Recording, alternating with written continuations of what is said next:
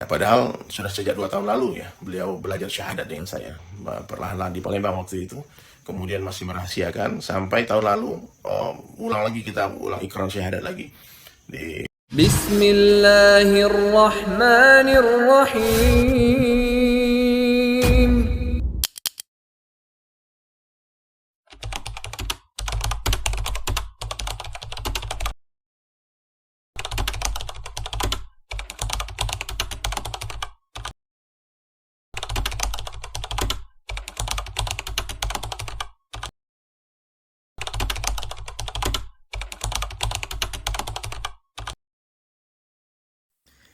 Assalamualaikum warahmatullahi wabarakatuh. Sahabat sekalian dirahmati Allah Subhanahu wa taala.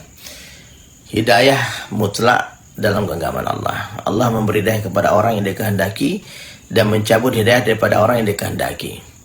Seluruh nabi berkumpul siang dan malam berjuang untuk memberi hidayah satu orang manusia, tidak akan mampu tanpa izin Allah. Nabi Nuh alaihissalam tidak kuasa memberi hidayah anak istrinya. Nabi Ibrahim alaihissalam tidak mampu untuk meyakinkan orang tuanya. Rasulullah Sallallahu Alaihi Wasallam, Nabi Muhammad tidak mampu meyakinkan paman-pamannya. Jadi apabila ada orang dapat hidayah, itu mutlak dari Allah Subhanahu Wa Taala ya. Sangka baik kepada Allah, itu adalah amalan yang tertinggi dalam Islam. Dan sangka baik kepada hamba Allah. Jangan kita menuduh orang, oh dia berpura-pura, dia takut ini, dia karena ini. Pernah terjadi ketika dalam sebuah peperangan dulu ya, seorang sahabat berhadapan dengan musuh. Kemudian ketika musuh itu hendak dibunuh, dia langsung bersyahadat. Asyhadu an la ilaha illallah wa asyhadu anna Muhammadan Rasulullah.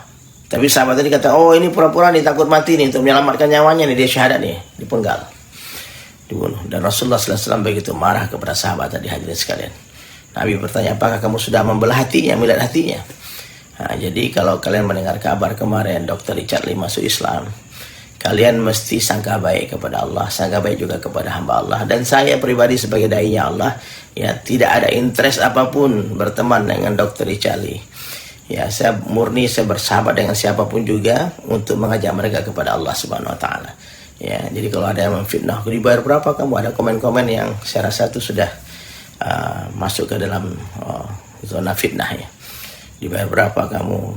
Nauzubillah min dzalik. Saya ini dai-nya Allah, saya bekerja dengan Allah. Allah yang membayar gaji saya ya. Jadi kalau kalian melihat bagaimana perjuangan Dr. Richard Lee, sampai hari ini dia berani mengumumkan keislaman dan mengizinkan saya untuk memberitahu keislaman beliau. Ya, padahal sudah sejak 2 tahun lalu ya, beliau belajar syahadat dengan saya. Perlahan-lahan di Palembang waktu itu.